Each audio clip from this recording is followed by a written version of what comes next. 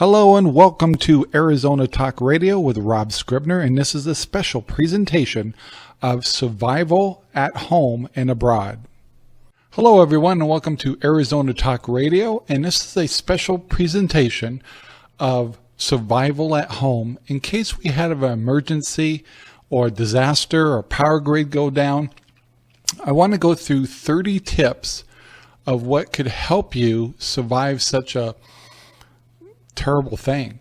And so I'm not doing this out of panic. I'm not saying, oh my gosh, the world's going to end or anything like that, but we could have a lot of crises, and some things here in Arizona might be a little bit unique, but at the same time common to no matter what region you live in.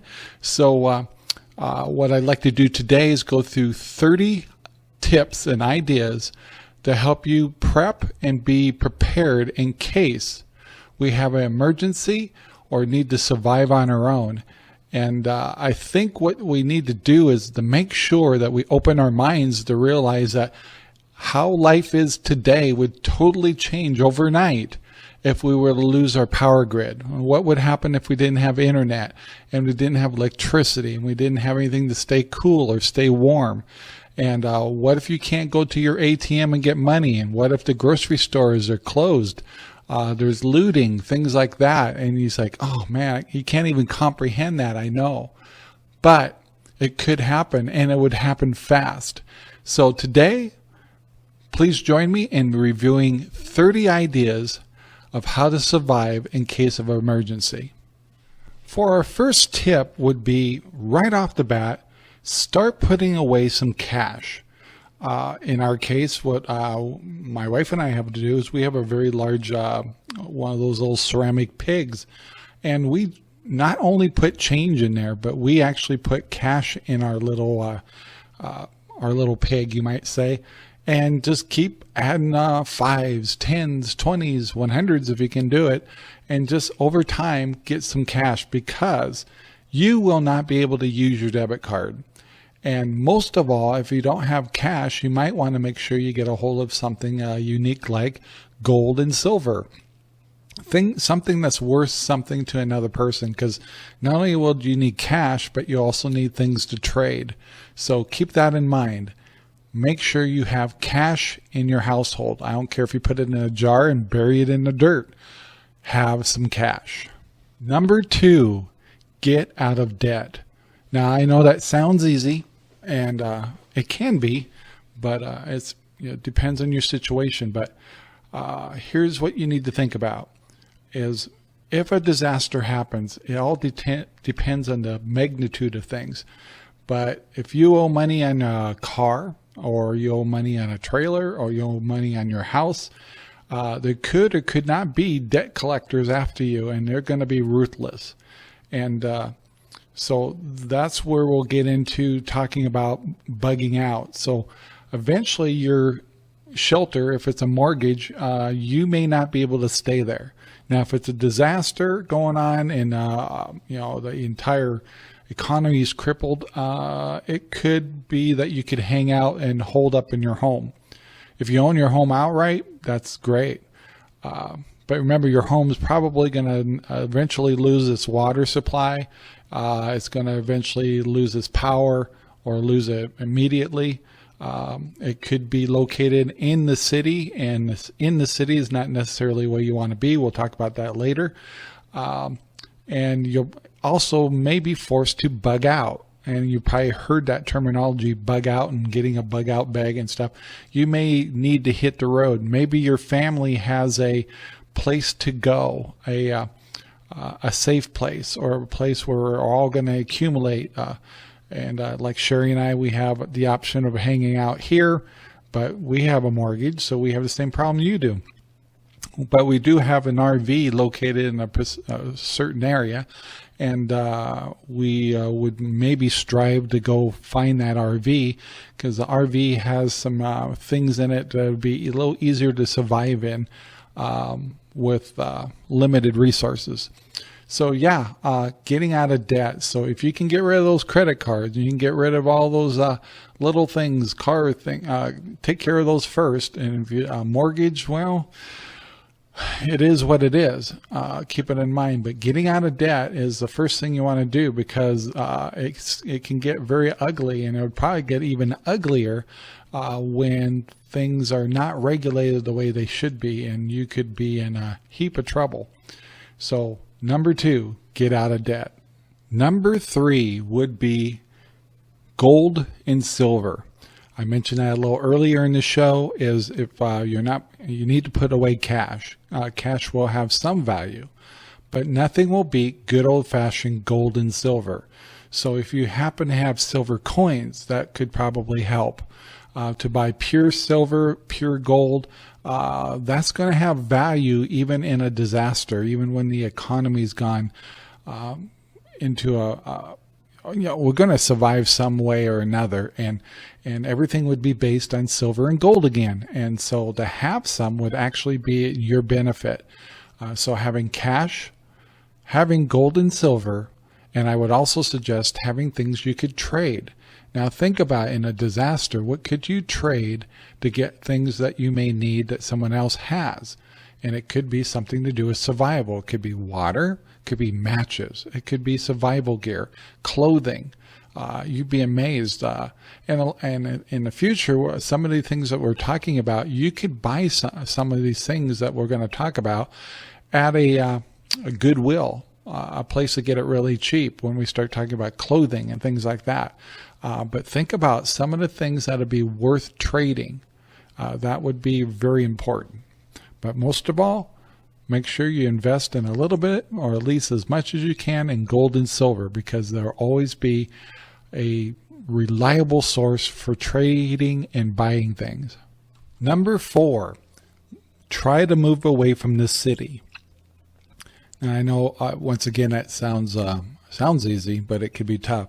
If you live in the city, which a lot of people do because of their jobs and stuff like that, unfortunately, all mayhem would start there.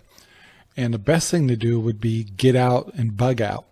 So because what will happen very quickly is a lot of looting. Food would run out. There's a large number of people trying to just survive and get food and water and things like that. And crime would be at its highest, and it could be actually quite deadly. I would immediately, as soon as you know the situation is bad, is get out of the city, get out to the rural and even farther out as soon as you can, because first of all, you're going to need resources, and those resources are not in the city.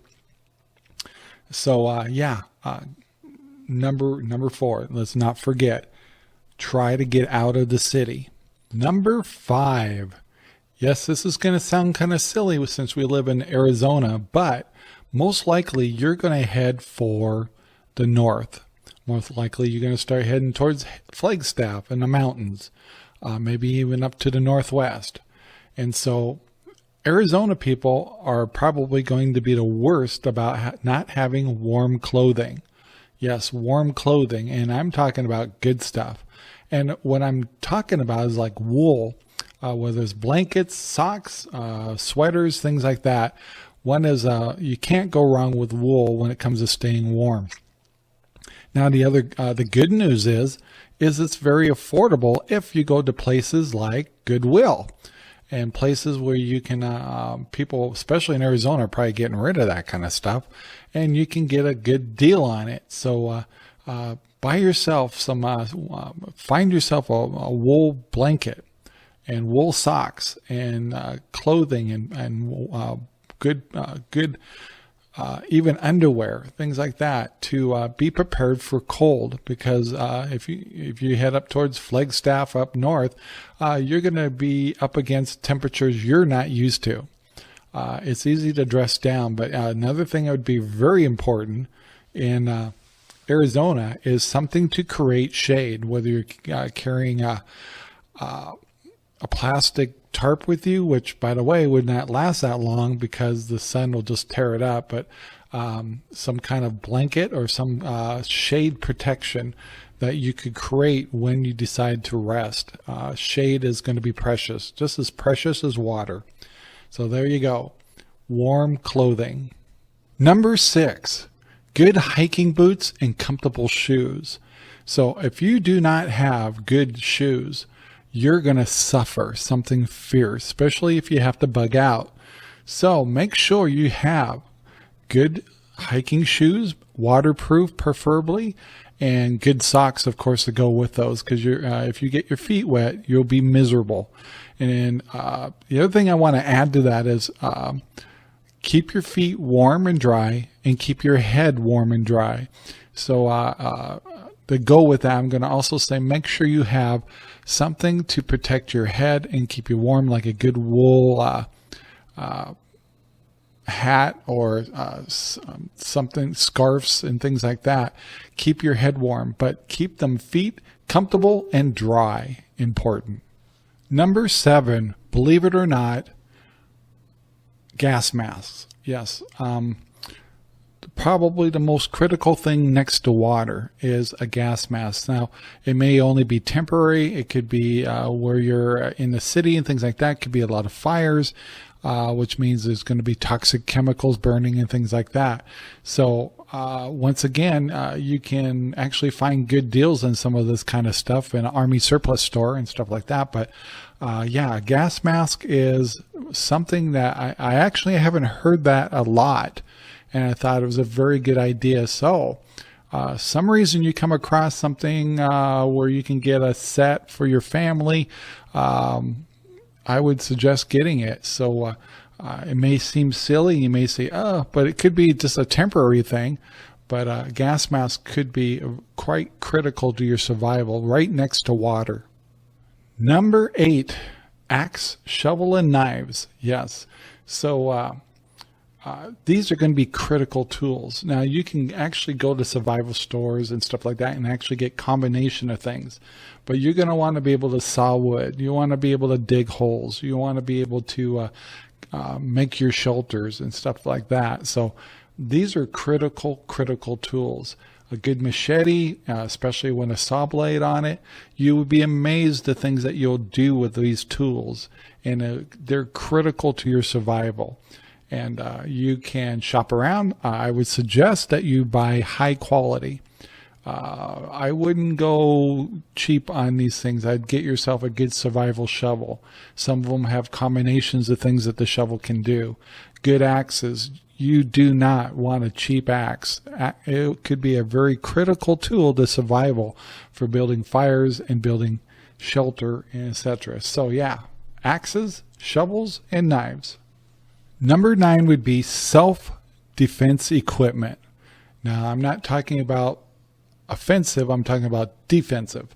And so we'll be talking about that later. But things that if you're going to be hitting the road or getting, bugging out, you want to look for deterrents. And things about one is animals would be one, and of course people. And yeah, you can't necessarily rely on a gun. The longer that we're surviving, the more that ammunition and things like that would be precious. So think about defensive equipment and tools to protect yourself from, unfortunately, people and animals. Number 10, this is pretty important if you're going to rely on a gun, is ammunition. There's other kinds of weapons we'll talk about, but ammunition, this is the time to buy it. First of all, pick out your favorite weapon. For example, I have several. I have a 284 Savage. I love that rifle. It's kind of lean, mean shooting machine. I have a heavy-duty Browning 300, and that's kind of like a bazooka, and that's kind of an overkill and heavy. I also have a Merlin, which is like a 30-30 Winchester with a scope, and that would probably be my favorite because of it being lightweight, easy to carry, and having a scope to help out with long-distance shots. And the ammunition would be fairly reasonable. The problem is there's actually some shortages on ammunition right now. So it's be critical to buy your ammunition now while you can, because you know what's going to happen if we go into survival mode, looting and all that kind of thing. you're not going to be able to get ammunition. So you need to get it now. And, look for your sales. Go to your places like Cabela's and your pro bass shops and stuff like that, and different sporting goods shops, and maybe it'll have some of it on sale and buy quantities of it. So there you go. Ammunition. Get it now. Number 11, compass and maps. When things go amok, we may not be able to rely on our cell phones. We may not be able to rely on any kind of our GPS systems, or you may run out of power, may not have batteries, things like that. So conventional navigation is going to be important. So a good compass and having maps of the regions that you are familiar with that you want to go to, I would say is critical, because when you want to get around, you want to hit the back roads. You don't want to be in the populated areas. You can buy all kinds of little devices and kits. Like, for example, you can see the little things for your arms, which are actually a spare rope, and also has a compass on it. So and I haven't mentioned it earlier, but having all types of rope is going to be critical. Nylon rope is my favorite because it's small, light, and strong. So compass and a map. Number 12, a Swiss Army knife or something similar. This is one of those tools you look at and you go, man, this is a crazy device to have. But you won't think it's too crazy when you're out, when you have to bug out. These things will have every little tool that you can think of, from scissors to small saws to bottle openers to knives, to clip your fingernails, to take care of all kinds of little things that you will not even think of. Trying to open a jar, trying to open up a bottle.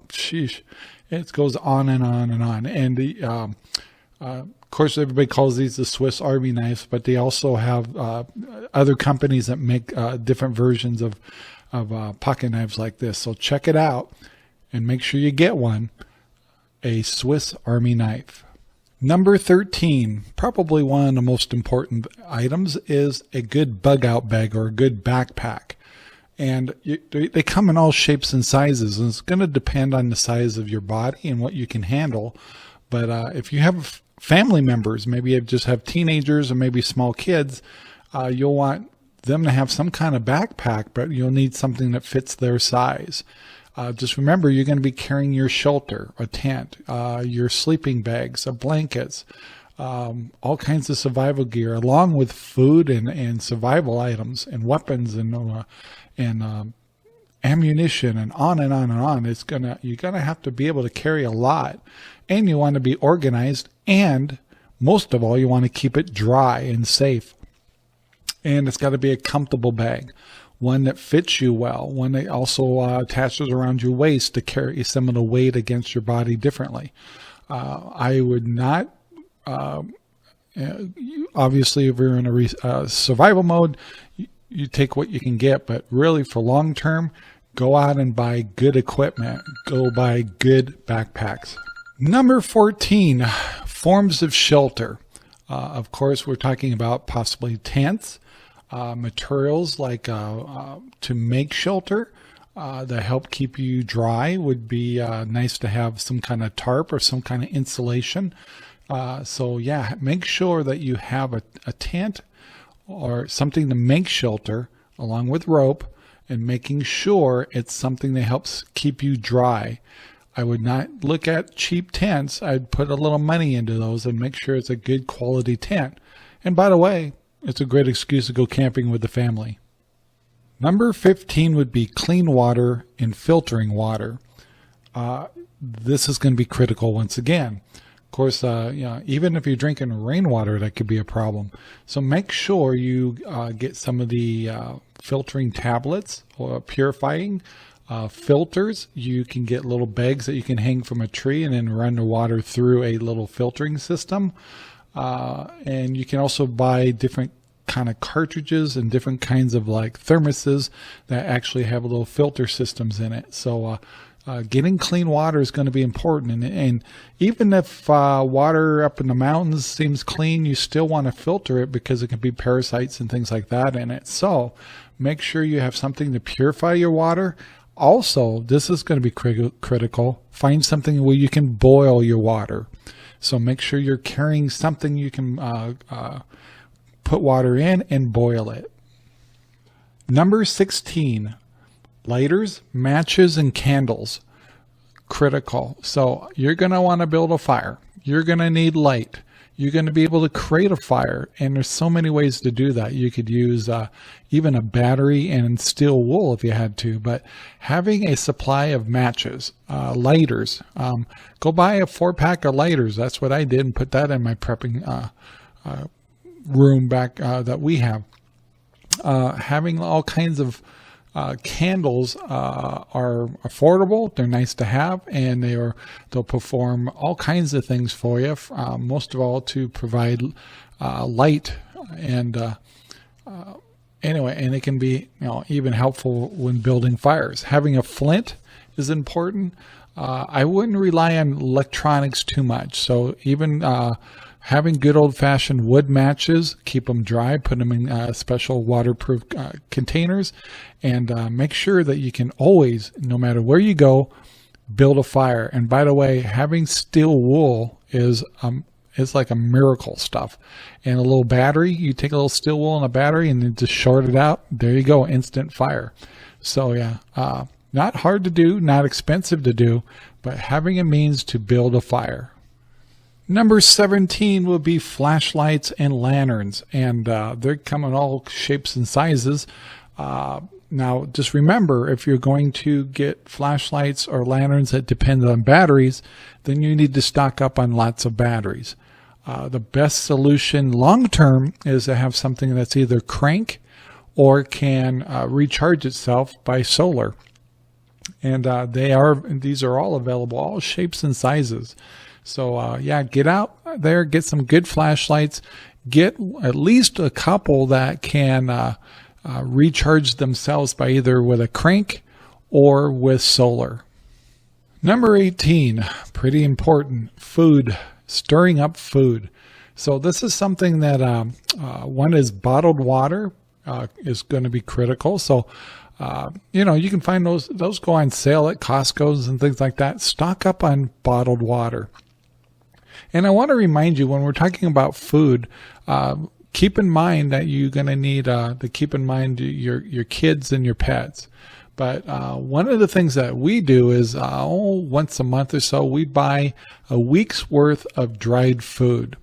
And we also have an RV located in a specific area, and we actually keep a week's worth of dried food in that too.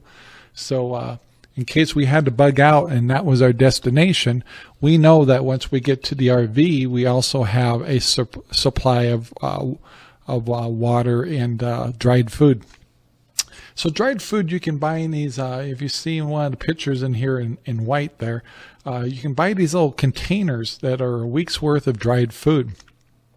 And they average from $50 to $100, depending on what they are. They can be all kinds of meals. But the thing is, they're very easy to make and they taste pretty good. Now, if you think if we had a disaster, you'd be hanging out at your house for as long as possible, then this is a chance to keep a few more canned goods, fruits, and things like that stored up, so you can survive for as many days, weeks, months as you can possibly do before you may be forced to bug out. So keep in mind, you most likely will have to bug out eventually. So you want to also have the dried food and be able to go mobile if you had to. But in the meantime, if you're sheltering in place, store up your cabinets with a few, like us, we have a spare bedroom and have a prepping area in the closet just for extra food, extra water, all this equipment that we're talking about, the crank radios, we have them. This is not something that I'm just suggesting. I'm actually doing this too. And it's, I wish I could do it all at once. It can be kind of expensive, but if you need to break it out for a while, do it. But the sooner the better. Number 19, this one is something actually I've been learning how to do too. Now, the very first picture closest to me is my own garden, and I've actually been learning how to do square foot gardening. But number 19 would be learn to grow your own food. Now, this is kind of a long-term plan, especially if you decided to stay in place. But learning how to grow your own food is critical. But keep in mind, seeds is the key. So if you are thinking that maybe you'll be holding out in your own shelter and maybe even trying to grow your own food, and keep in mind, you got to have water.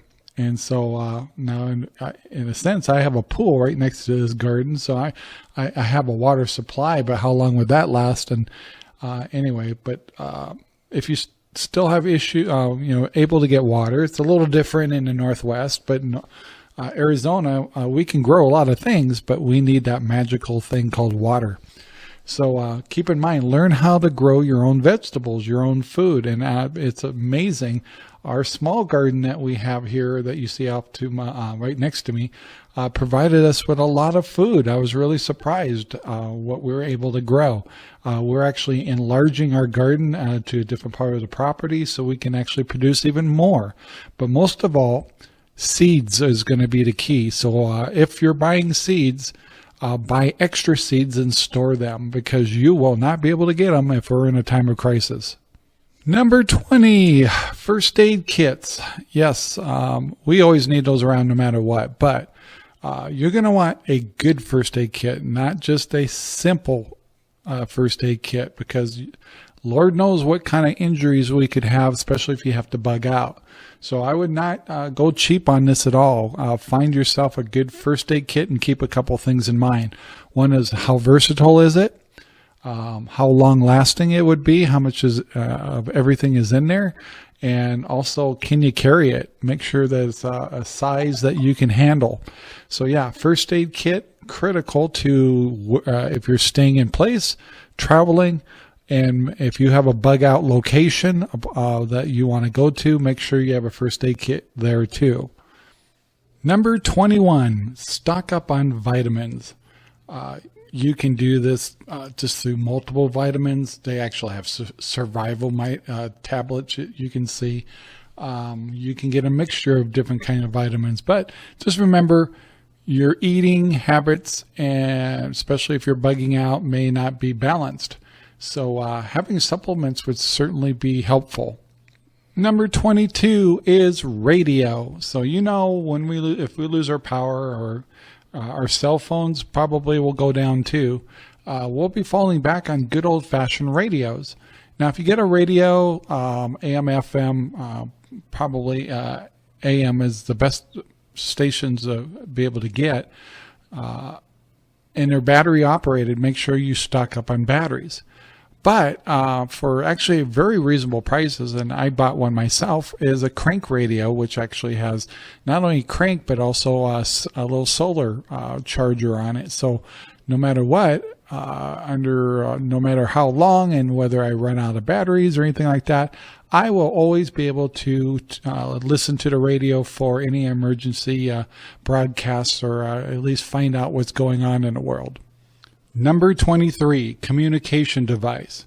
So our cell phones will most likely not work, and certainly not our internet probably. So having a couple forms of radios would be good, from your walkie-talkies to VHF, whatever you can afford, but having communication to the outside world, and possibly with your own party if you're doing things where you're separated. So yeah, having a radio and communication devices. Once again, remember that you're going to have to have batteries, and it probably would be a good idea to get batteries that you could charge up with a solar device. So yeah, communication. Number 24, and you're not going to like this one, but personal hygiene. And what are you going to do when you run out of toilet paper and you go to that grocery store and then those shelves are empty? Going to be a problem. And so there is a few things to consider that you could do. One is you can buy hygiene kits, and that's great, but that's more to carry. But also one of the best suggestions I've seen out there for survival is irrigation bottles. I have a picture on the screen here of one where you can actually irrigate your personals, and there's so many, there's going to be empty bottles of water all over the place, and if you can use those and put water in them, you can use that as an irrigation system. It's not fun, but certainly would be nice to make sure that you stay clean in your personal hygiene areas. So there you go. Make sure that you prepare. If you think you're going to bug out, these are things to consider. If you think you're going to stay in place, stock up. Costco, man, you can get a lot of extra toilet paper and paper products for very little money, and really stock up if you really had to. Number 25, and I've mentioned this, but I want to bring it up again, more critical. Let's say you have your beloved pets, a beloved cat. What if you have a small newborn baby? They're going to have special needs, Similac, different kinds of food, dog food and cat food, things like that, and any other kind of pet you may have. Will they be able to survive along with you? So like Sherry and I, when we prep, we also keep an extra bags of dog food and cat food in our storage, because we do love our animals, and for our dog, which is a chocolate lab, we may depend on her for safety and for alarming. So yeah, your pets, important. Kids, of course, their food needs are a little different the younger they are, so keep that in mind when you're prepping. Getting to number 26, sewing kits. Kind of look at this in two ways. One is you can get survival kits where they have safety pins and hooks and things that you can actually make snares and stuff like that, but things to hold your clothing together. And of course, a sewing kit to fix holes and stuff, because guess what? Getting clothes, it's going to be tough, and you want to maintain what you already have. And some of them are just very simple fixes. A good jacket, I might get a hole in it or something. You can't afford to lose that jacket, so you got to learn how to sew, at least basic. Of course, things like duct tape that comes in handy too. But sewing kits, make sure you go and get one. Number 27, fuel, propane, things like that you depend on for cooking or heat or light. For example, I would probably end up using my little propane Coleman stove a lot. So I've stocked up a lot on the little green propane canisters. And I should be able to hold out for quite a long time with a couple of cases of those. Maybe you prefer butane, or alcohol stove. Those are a lot safer in a way. And fuel, some reason you might be using a generator, or maybe want to have be able to use your transportation a little bit. Having spare gasoline around is always good to have too. If you know you're going to be dependent on some type of fuel, stock up on it. Number 28 isn't so much an item as it is a backup plan. Yes, a backup plan. So let's say you have a plan. Plan A is you're going to stay in place in the house, and things go nuts. People are going crazy, and you find it's just too dangerous to stay in your neighborhood. What could be a quiet neighborhood could, people that are desperate will work their ways out to find resources, and maybe you can't feel like you can't hold them off anymore. Maybe the climate, maybe the disaster happened here in the Southwest instead of the Northwest. Maybe you're like, well, maybe we need to head up to the Northwest. And so the perfect plans can go amok. So be prepared to change to a backup plan, a plan B. What is plan B? For us, it would be hold out as long as we could in our house, and then we have our RV located in another place up north, where actually long-term survival would be a good place to go to if we needed to. It depends on the situation. It depends if we had a nuclear issue happen, or maybe we had flooding, or maybe we had a power grid go down. Maybe we had an EMP where we just don't have power, and it's too hot to stay in Arizona. That would change your plan. Your plan might have been just stick it out, but if it's 110 degrees every day in Arizona and you can't keep cool, you need to head north. So have a backup plan. Plan A, Plan B, maybe even Plan C. Always have a backup plan for your prepping and survival. Number 29, which is actually quite important, surviving on your own as a lone wolf is not necessarily the best way to go. The main thing you may want to start looking for, and maybe there's even groups around that are already kind of predetermined, is you want to join a community. Everybody has strong points and everybody has weak points. Some people can sew. Some people can hunt. Some people are strong. Some people can hike a long way. Some people are good at planning and engineering. Some people are good at growing things. Some people are good at making things. And so that can make you more powerful in a sense in order to survive long term. So keep in mind to be part of a community actually has a lot of benefits. It happens all over the world, and there's, if you kind of look, even some of the pictures that I'm showing here will show that different countries know the power of community. Take advantage of each other's skills, and you'll go a long ways. And finally, number 30, shh, it's a secret. Yep.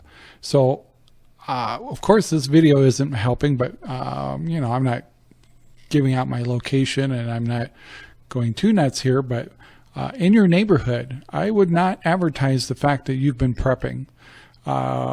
Desperate people in desperate times will cause people to do things that you cannot imagine. You cannot imagine what life would be like, even close, if law and order went to pot, if food was scarce and people are desperate. They will do anything, I mean anything, to survive. Hard to comprehend, especially Americans are probably the worst, because we have it pretty easy, but we lose our resources, especially electricity. We're in a heap of trouble. And then people, it won't take very long for them, and I mean it'll be short. It won't take long at all for people to start getting desperate. And so the last thing you want to do is go around your neighborhood and say, guess what, I'm prepping. Not a good idea, because guess what, when they run out of food and they run out of water and they see that you're living just fine, they will find a way to either try to become your best friend or take it away from you one way or another. I mean one way or another. There'll be no mercy. And so, keep your prepping quiet and don't advertise it, especially around your neighborhood. It's going to get ugly, and you want to protect your family and stay healthy, keep food in your belly, and wait it out and see what happens. But this is our secret, people. So I'm still on number 30 here. What I want to do for the rest of the show is to do a little bit of commentary a little bit. And I hope these 30 things are helpful. I'll probably hit on a couple of other small things during the rest of the show, but my top 30 tips is right there. And once again, this is our secret. Well, I know I just reviewed 30 tips of how to survive and get through hard times by prepping and being prepared. And I know some people say, well, I don't want to, I'd rather be dead anyway, or, but it's in our natural, it's in our genes, you might say, and to survive. And so I want to go with the word hope. And I know that sounds easy to say right now, but humans tend to want to survive. And Anyway, so it's going to be rough. I think the hard part is to comprehend what evil people are capable of, and desperate people. A desperate person may not be necessarily evil, but will do what's necessary to protect their family. And those bonds of family are pretty strong. I think some people would definitely be willing to kill and steal for it. The problem is a lot of them don't know how to survive. And so we're going to see a lot of people suffering, a lot of people probably suicides, and see some real ugly people. And you're going to have to be willing to stand up for surviving, and which means kill or be killed or things like that. And I know everybody wants to be passionate and help one another, but that may not be, you may not be capable, especially up front. It's not until maybe you discover a community to help prolong survivability, depending on what the issue is. That's the big thing. That's why we always have a plan A, B, or C. We don't know what it could be. It could be just a normal disaster. It could be a war. It could be an attack on our grid, terrorism, natural disasters, earthquakes, volcanoes, asteroid. And a lot of these things will, it could happen in another country, another place, but it could still affect us. Volcanoes could, if we had some major eruptions in several places at the same time, could actually change our climate. Of course, we have climate change. We could have the Earth change its axis. I didn't say that right, but change its angle or flip. Who knows? We could have a solar flare. Could be lots of things. And no, I'm not dwelling on gloom and doom, but if it's survivable, people tend to want to try to survive. And so, one thing I didn't do a lot of emphasis on is weapons. And you got to be kind of smart about that. I mean, there's people that definitely have like the assault weapons and things like that. Not really my cup of tea, but I could certainly see how important they are. I am a hunter. I've been a hunter for years, so I do have several guns or rifles, and I have several shotguns. And I don't own a handgun. Perhaps I should. I'm not against them. Just hasn't been my cup of tea. But what I can do is make sure I pick out the best one, the one that I can depend on the most, and have a backup. So I probably make sure I have lots of shotgun shells. One is for defense, two is for certain types of hunting, and the ammunition's fairly reasonable, and easy to operate. Then I have lightweight rifles like 30-30 Winchester or Merlin, 284 Savage, lightweight, kind of good for all, kind of like a 30-06. And then I have a bazooka rifle, a Browning 7mm Magnum 300, and it's a beast. It doesn't make sense to use, and if I fired it, half of Arizona would hear it. So not a real practical gun, and it's very heavy to carry. So these are things to think about, and a lot of it will come down to food and water, and perhaps even having an air mask will come in handy. You just, I hate to go through all this trouble and find out that for the first 24 hours we need to protect our breathing, because we won't last long if you can't protect your breathing. You can go about 3 days without water, but breathing, that's kind of right at the second. So those are the things to consider. Now, once again, I don't want to sit here and talk about gloom and doom, but there's nothing worse than having something happen and then you go, man, I should have been a little bit prepared. Even if we're just down for a week or two, can you even survive 2 weeks without power? When the power's out, there's no fuel. The pumps won't work. The stores can't refrigerate food. A lot of things will be out of whack. And so, at least, if anything, just try to go for the short term of 2 to 4 weeks without power. And make sure you have enough food and water to survive. If you're in a cold area, make sure you have extra blankets, extra clothing, sleeping to stay warm. Cover your heads, because your heater is probably not going to work. And you certainly don't want to build a fire in your house, but maybe you can in your backyard or something. But heat could be a problem in places like that. Getting heat, and where I live, heat's not a problem. Staying cool. So yeah, what are you going to do? So those things I wanted to talk about and touch on before the show was over. Once again, I don't want to put anybody in a panic mode. I just want to see everybody prepared for either lightweight disasters or heavy duty. It's different in every region. If you're near the coast, it could be an issue. Tsunamis, things like that. Could be a while before you could get help. And prepping would definitely be an ideal thing to do. So one of the things I wanted to do is ask you guys to leave in the comments and share your stories about what you're doing about prepping and your ideas. Do you have a plan A, B, and C? Do you plan on staying in place? Why or why not? Are you located in a place that you should be concerned? What are some things that maybe we didn't cover in the 30 tips in this show? That'd be great. Now, I'm not looking for, I don't need trolls. I'm looking for constructive feedback. And people that watch shows like this also like to read the comments. And I'm asking in the comments to help each other.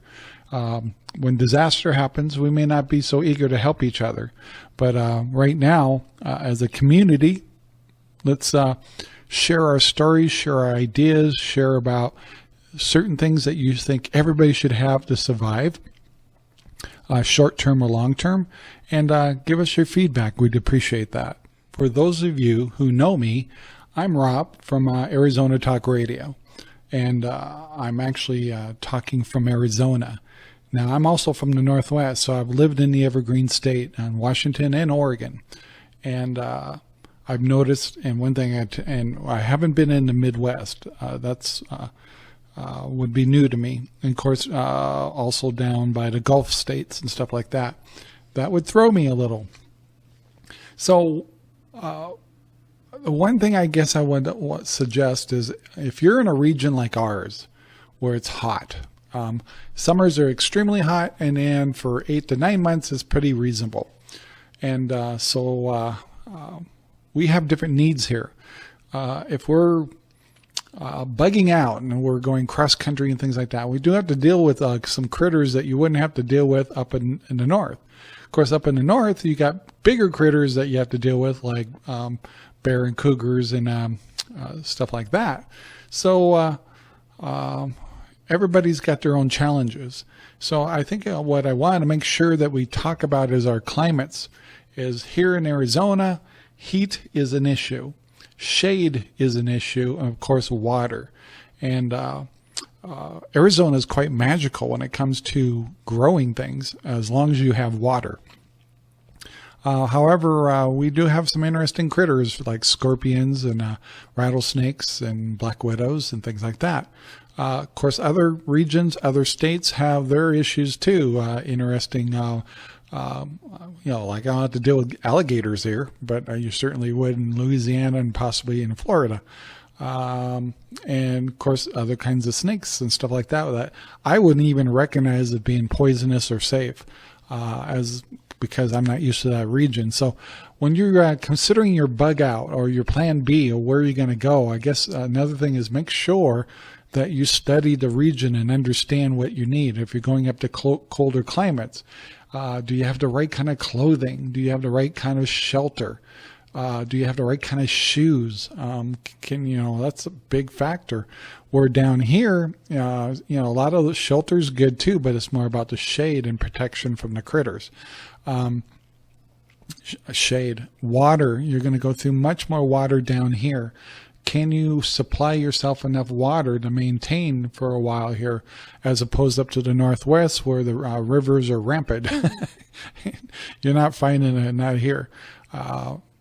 If you're in Arizona, maybe you want to locate yourself more towards some of the reservoirs, or possibly we do have some rivers that, unfortunately most of them are controlled by the reservoirs, but that's our water sources.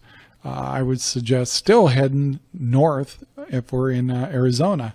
Now in California, along the coast, one of the biggest problems they may have is earthquakes and tsunamis. And so a very large population of people would be hurt and heading inland, and could be quite a factor, and wouldn't necessarily cause us to go into survival mode here, but a combination of something like that and then a grid problem. Now you got a lot of people have lost everything, including their prepping gear, and desperation. And those are the things to keep in mind. Now, I want to make sure that I throw out faith, and no matter what we go through, faith is important. And I'm not going to minister here all that stuff. I'm not an atheist. Doesn't mean I just believe what will be. I also believe that there's cause and effect for things, and also that smart, spiritual people can survive just well. In fact, it'll probably be necessary in a world like that. So just, you say, oh my gosh, how could God let this happen to us? It's a volatile world, and it's always going to be important that we have good people, good faith, and community. And Arizona when there isn't the desperation going on, are very happy and commutative people. However, once again, I know that none of us can comprehend just what people are capable of doing, and that's a little bit scary. So we're getting down to the end of the show, and of course this is AZ Talk Radio, which is an hour show. And I wanted to remind you where you can listen to all of our other programs. We have several. Some of them are about business, some of them about jobs, all kinds of stuff. And so Arizona Talk Radio talks about Arizona, but also throughout different regions. We're also syndicated on Good Talk Radio. We actually all fall under what's called the Cutting Edge Radio Network. So yeah, if you want to catch our show and our other shows, we have a YouTube channel, Facebook. You can catch us on our podcast. Lots of sources, and we love to hear from you. So feel free to send us messages. Feel free to give us comments, and we'd love to hear from you. Arizona Talk Radio is designed to be community-oriented, but without all the bells and whistles of like regular radio stations will drive you crazy. And you never know what kind of guests and kind of partners we have going on in the show. I do know we're planning on doing some more work about employment and businesses, and we're also planning to do a show coming up about swimming pools and children, and some of the challenges with that, and which I have that problem too. We have a little pool, and when the grandkids come over, it's really scary sometimes. You got to keep your eye on them. So a pool can be a wonderful thing, but can be a very dangerous thing too at the same time. And it takes a lot of common sense, which falls into this whole show, which is common sense. And once again, I'm not dwelling on gloom and doom, but I sure hate to be one of those people going, what if I if I would have prepared for this, if I would have had a few cases of water, what if I would have had maybe a week or 2 or 3 weeks worth of dried food, and how am I going to feed my pets, and how am I going to take care of the baby? How am I going to stay warm? How am I stay cool? How am I going to get shade? How am I going to protect myself? I mean, a guy could smash through my door and I couldn't do a thing about it. And I got to admit, I'll bring a little politics into this. Having our Second Amendment to bear arms is not only critical for us to have now, but maybe very critical that we all have something to protect ourselves and our families in the case of crisis, and certainly in war. So, yeah, I mean, I know people may not like guns and things like that, so don't own one. Don't get one. We hope that everybody that gets one, which is usually licensing and stuff like that, are reasonable and smart people that use common sense and safety. So, yeah, we'll just leave it at that. So I want to thank you very much for listening to Arizona Talk Radio. I hope this prepping show was helpful to you. I highly recommend you do it, and maybe do it in stages. But, you know, I hate to be halfway through your stage and then a disaster actually happens. So I would say that you want to probably be timely and prepare yourself and ask yourself, do you want to do this for short-term survival, mid-term survival, or long-term survival? I mean, some people are building shelters. Some people are making panic rooms. Yeah, I mean, you can take it to any level you want, but you're going to have to use common sense and also use what resources are available to you. You won't be digging holes here in Arizona because, first of all, we have hard pan, so there's no underground shelter going on in this property. So, yeah, anyway, those are the things to consider. But once again, I want to thank you for listening to Arizona Talk Radio. I want everybody to be safe. You can check us at aztalkradio.com. That's where our podcast is located. If you have podcast software on your cell phone, you can listen to us that way, or go to goodmusicradio.com and listen to our shows there. We play on a regular basis. Check the schedules and you can find us, and we have several shows. So once again, thank you, and we'll see you next time. Thanks for watching. Thanks for listening. Bye now. Hey, thank you for listening and watching Arizona Talk Radio. Please take the time to like, subscribe, and share our videos all over the whole wide world. We'd really appreciate that. Till next time, bye now.